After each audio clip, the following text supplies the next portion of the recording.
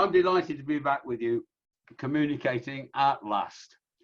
Now, we're in a crisis, and as scouts, when we're in a crisis, for inspiration, who do you think we should look for guidance from? Well, you've guessed it. And here he is. I've brought him along with me, and there he is. Can you see him? I like that. Yes. Does he come good to old BP well? saw out a few crises in his time, doesn't he? Mm-hmm. And he sent us some guidance. So I'm going to relay this guidance to you. You could call it what to do in a crisis. Well, scouting, he says, was born out of crisis, wasn't it? Because we all know that BP was the hero of the siege of Mafeking. And in Mafeking, there were approximately 1,000 soldiers, and they were besieged with 6,000 soldiers around the outside. Now, as big a crisis as that, we're not likely to encounter. And one of the things that Baden-Powell did was he used the Mafeking cadets to run messages, relieving the soldiers who were the messengers to go fight in the trenches. And so was formed what Baden-Powell called his first Boy Scout. Campfire Yarns #1, Scouting for Boys, January 1908, the Mafeking cadets. He called them his first Boy Scouts. And they were born out of adversity, weren't they? Mm-hmm. So Baden-Powell then went on to form his scouts in 1908. And he wrote our promise. And the tail end of the promise is to help other people at all times. Now that is in our promise. That is what we are destined to do, because he told us that is what he wanted from his Boy Scouts. And in 1914, the start of the Wolf Cub section, right at the beginning of another great conflict, the Cub Scout section was formed, the Wolf Cubs as they were called at the time. Cubs, do your best. Baden-Powell exhorted the Cubs to do a good turn to people every day. So where we have two sections of the movement now, one formed in Scouts 1908, Cubs 1914, and after the end of the First World War, we have the Rover Scout section was formed for older people returning from the war, mainly soldiers. And Baden-Powell invented this brand new section with a very, very clear motto: service, which is another way of saying what we've already heard that he wanted his Cubs to do and what he wanted his Scouts to do.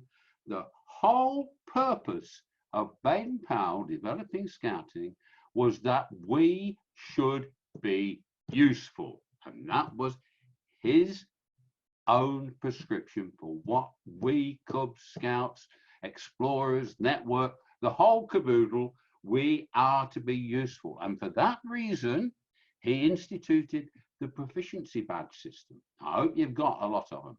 Right. So these proficiency badges, were they for the purpose of making us feel good? Were they for the purpose of decorating our uniforms with colourful bits of cloth? No, they were so that we could gain the skills to be useful, and that by wearing the badges, people would see the badges and know that we could be useful. So that was what it was all about. Now, we've talked about the First World War very, very briefly, and then that led on to the Second World War. Now, as it just happens, I've written a book about scouting in the First World War, and it's a big book. Now, really, I should have one here to show you, shouldn't I? It's a big book. But let me tell you, that book is full of what scouts did in the First World War. And I, if I'd had the room, could have written 5 books, equally as big, because it was never ending. And we haven't got time now to go into the things that scouts did in the First World War, but you can read all about them on the Radio Scouting website. So then came the Second World War, by which time rovers had been invented. And as it just so happens, I've written a book on the Second World War. And again, It's never ending. The usefulness of scouts in the First and Second World War was amazing. And this was a time of immense conflict, greater than we'd ever seen before. And scouts were right at the front, whether they were at the home front or they were abroad doing national service. What they did was amazing. And nowhere was it more amazing in all the stories that I heard about Second World War, the one that sticks out in my mind today, because by telling you this story, I hope you'll see the useful and relevance to the situation that we're in today. And I am talking about the Rover Scouts, who were soldiers, airmen and sailors. Of course, they got captured in the same ratio as all other forces personnel. And Changi Jail is in Singapore. So when Singapore was overrun by the Japanese in 1941, along with the civilian population of British people, they were taken to Changi Jail. And they were separated into the servicemen and the civilians. And the servicemen in Changi Jail had people who had been scouts in their younger days, some of whom were even rovers. And there was one person whose name was Padre Rowan McNeil, MC, stands for Military Cross. He'd been a soldier in the First World War and he'd gained his military cross for his bravery, but he was totally sickened by the destruction and death in the First World War. So he went back to Australia and he took holy orders and he became a vicar. So when 1938-39 arrived, he joined the Australian forces. He was shipped out to Singapore, and so he ended up inside Changi Jail.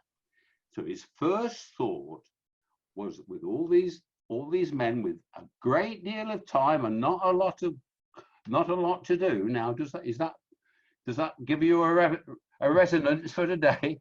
Yes. A great deal of time and not a lot to do. He decided he would form a rover crew in Changi Jail. And in fact, he went on to form 3 separate rover crews in Changi Jail.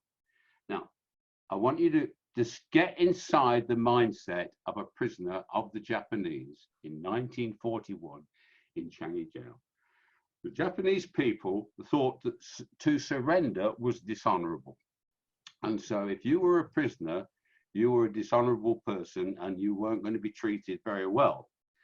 And they also had an ethic, which is if you didn't work, then you didn't get fed. So sickness was rife, death by maltreatment was rife.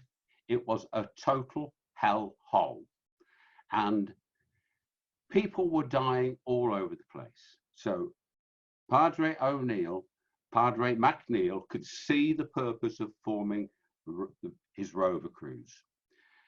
And when they were formed, he gave them 3 instructions. Instruction number 1, when you go around this place, he said, as dire as it is, I want you to smile. Now that sounds strange because it was a hellhole. There was not a lot to smile about. So what was his philosophy? What was he trying to achieve by that? Well, let's try it. Justin, look at me.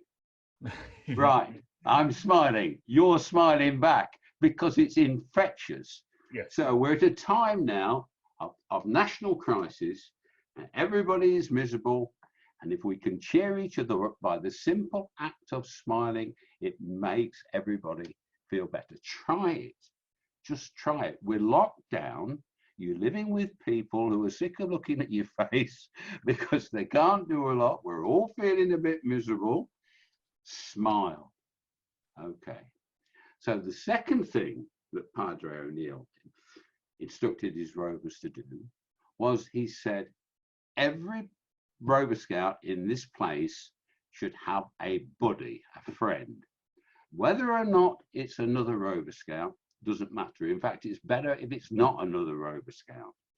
And you're going to look out for that person, and they're going to look out for you. And historians of the Second World War put that simple message down as to saving thousands of men's lives, because the prisoners in Changi were shipped out of Changi. It was called up country to all other Japanese prisoner of war camps. So there were Rover Scouts who had been with Padre McNeil, who were put into other prisoners of war camp, and they carried out the same thing.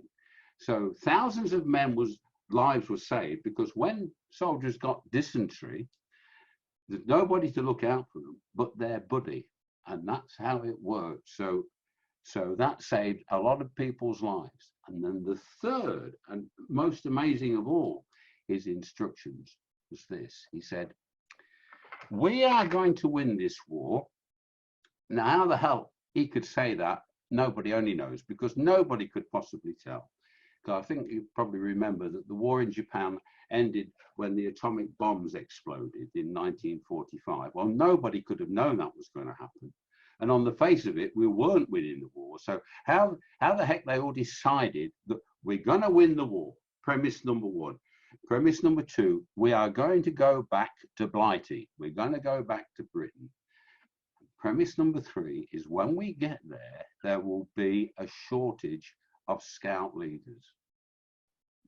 So they copied out part A and part B of the Wood Badge course from memory, wrote it down on paper, and distributed it around the Rover Scouts of Changi Jail. Now, we should remind ourselves that any 2 or 3 people meeting together was a punishable offence by the Japanese. If they had discovered what was going on, the people would have, who were found to be doing this would have been mistreated at the worst, at the best, and executed at the worst. But they all worked on their Wood Badge course. And when they'd finished, they were awarded a Wood Badge certificate, which was made by an artist in the camp. And when they got back to Britain, the Scout Association recognized their Wood Badge course. Now, in the course of writing my book on the Second World War, I was very, very fortunate enough to meet a wonderful old scout called Alec Brown, who was the Rover Scout leader of one of the crews in Changi. And he had some fantastic stories to tell. And he had a grown-up son that was called Rowan Brown, named after Padre Rowan McNeil, which tells you just what esteem McNeil was held in. So, 3 simple instructions. When these men came back from Changi in 1945, the Scout Association recognized their Wood Badge certificate, and most of them, including Alec Brown, spent the rest of their lives in service of scouting. Now, can we learn anything from that? Well, I think we can. We've already said just smiling is helpful. We've just said that the buddy system, looking after each other, is essential. And the final instruction was to continue with your training, continue with your scouting, so that when times get better, you're in the best position to help. Now, to me, that's a very, very pertinent message for us in this situation.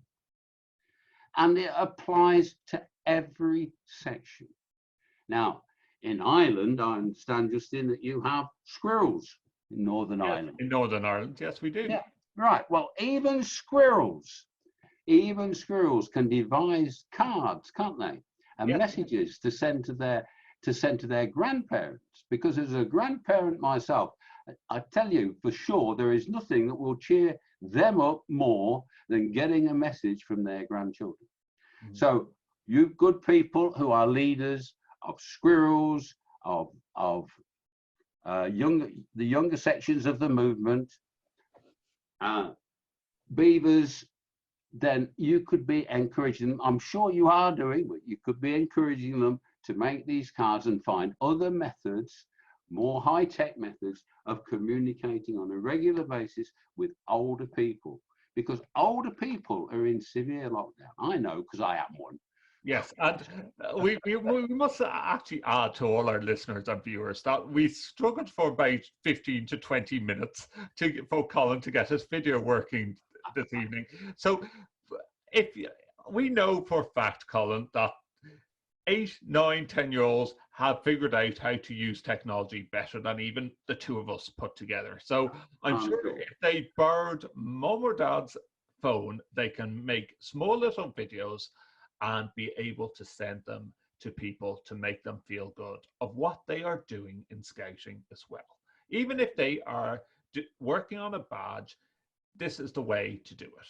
Also sending messages to even hospices and showing them how they have created flowers or art that they're going to send to the hospices. Let's bring it back to basics, Colin. We could easily send letters, because once upon a time there was scribe badges, and once upon a time there was pen pal badges. Why can't we start doing that again?